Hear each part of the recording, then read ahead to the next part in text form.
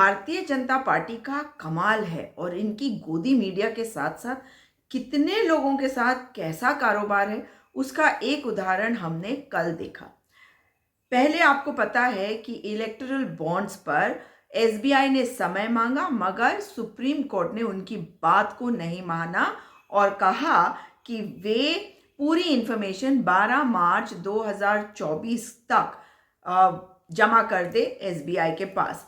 और ये उन्हें करना पड़ा। लेकिन इसी बीच का एक घटनाक्रम आपको बताती हूँ। जब बार एंड बेंच का आप ये देख सकते हैं कैसे इंफॉर्मेशन आई कि breaking, President of Supreme Court Bar Association SCBA writes to President of India Draupadi Murmu that judgment of Supreme Court in electoral bonds case be not given effect by seeking a presidential reference until reference is heard, the judgment be not implemented। मतलब कि इसको presidential reference के तहत इसको effect में ना आने दे। मतलब ये इंफॉर्मेशन जो माननीय उच्चतम न्यायालय ने कहा है सीबीआई को कि एसबीआई को कि हर हालत में उन्हें ये इंफॉर्मेशन देनी है, वो ना कर पाए। भाई इनको क्या दिक्कत है? इनका नाम है आदिश अग्रवाल और इन्होंने ये लंबा सा पत्र लिखा जिसमें इन्होंने कमाल की बातें लिखी कि अपने तमाम तर्क इन्होंने दिए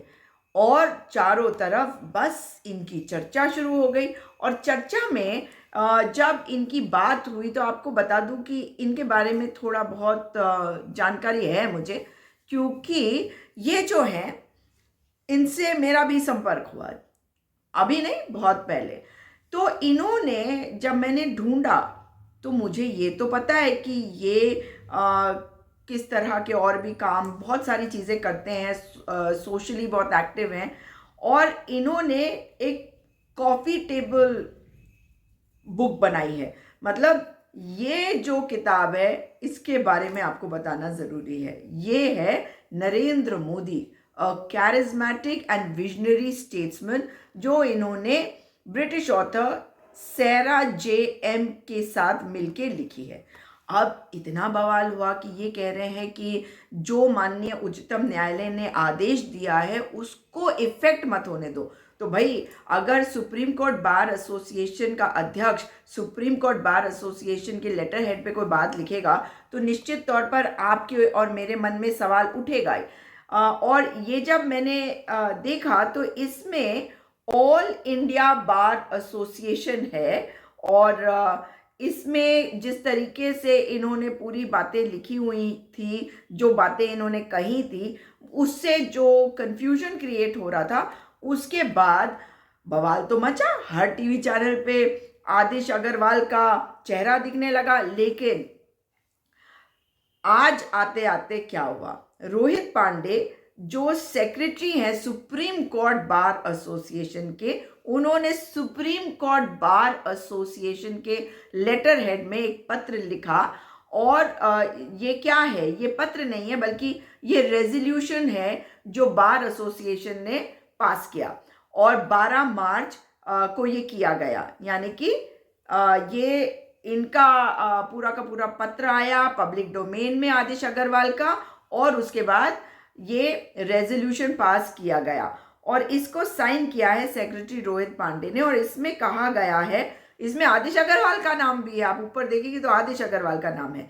तो इसमें लिखा कि it is revealed from media reports, media report से पता चला है कि आदिश अग्रवाल ने एक पत्र लिखा है महामहिम को और उन्होंने कहा है कि ये जो जजमेंट है माननीय उच्चतम न्यायालय का इलेक्टोरल बॉन्ड्स केस में, जिसमें प्रेसिडेंशियल रेफरेंस के लिए इन्होंने कहा है, और जब तक ये प्रेसिडेंशियल रेफरेंस की सुनवाई नहीं हो जाती और इसका जवाब नहीं आ जाता तब तक माननीय उच्चतम न्यायालय के इस फैसले को इम्प्लीमेंट ना होने दिया जाए, या मैं कहूँ इफेक्ट ना होने दिया जाए, जो उन्होंने 11 मार्च 2024 को कहा है कि नहीं ये इन्फॉर्मेशन आपको देनी है। अब रोहित पांडे जी ने जो ये साझा किया है इसमें रेजोल्यूशन है और ये आगे लिखा गया है कि ये जो 7 पन्नों का पत्र है जिसमें ऑल इंडिया बार एसोसिएशन पर के लेटर हेड पे दिया गया, इसमें डॉक्टर आदिश सी अग्रवाल ने ये जो पत्र है अपनी उस कैपेसिटी में दिया है जिसमें वो सुप्रीम कोर्ट बार एसोसिएशन के अध्यक्ष नहीं, जिसमें वो ऑल इंडिया बार एसोसिएशन के चेयरमैन दिखाए गए हैं। और उसमें देखा गया है कि नीचे उन्होंने लिख दिया president of Supreme Court bar association, मतलब letter head All India bar association का और नीचे उन्होंने लिख दिया सुप्रीम कोर्ट बार एसोसिएशन का, जिसके कारण से ऐसा लगा जैसे सुप्रीम कोर्ट बार एसोसिएशन का ये मत है कि इस जजमेंट को इम्प्लीमेंट ना होने दिया जाए, इसको इफेक्ट ना लेने दिया जाए और प्रेसिडेंट से इसे रोकने के लिए कहा गया। तो इन्होंने लिखा कि इसीलिए ये ज़रूरी लगा सुप्रीम कोर्ट बार एसोसिएशन की एग्जीक्यूटिव कमेटी को कि इस बात को साफ कर दिया जाए कि किसी भी मेंबर ने, किसी भी सदस्य ने डॉक्टर आदिश सी अग्रवाल जो अध्यक्ष है सुप्रीम कोर्ट बार एसोसिएशन के भी, उनको ये अधिकृत नहीं किया गया कि वे राष्ट्रपति को इस प्रकार का कोई पत्र लिखे, और जो उन्होंने बातें कही है वो उनका अपना मत है। एग्जीक्यूटिव कमेटी जो सुप्रीम कोर्ट बार एसोसिएशन की है, उनका मानना है कि जो भी चीज़ें कही गई है डॉक्टर आदिश अग्रवाल के द्वारा अपने लेटर में, वो उन्होंने माननीय उच्चतम न्यायालय के जो पोजीशन है, जो उनकी अथॉरिटी है, उसको कम आंकने की कोशिश करी गई है और अपने हद से आगे बढ़कर उन्होंने ये पत्र लिखा है। और हम इसकी मतलब सब कोई मिल के एक स्वर में भर्त्सना करते हैं। उनके शब्दों में अगर पढ़ के सुनाओ, the executive committee of the supreme Court bar association further views this act as well as the contents therein as an attempt to overreach and undermine the authority of the Honorable Supreme Court of India and unequivocally condemn the same। और हस्ताक्षर किए हैं honorary secretary Rohit Pandey ji ने।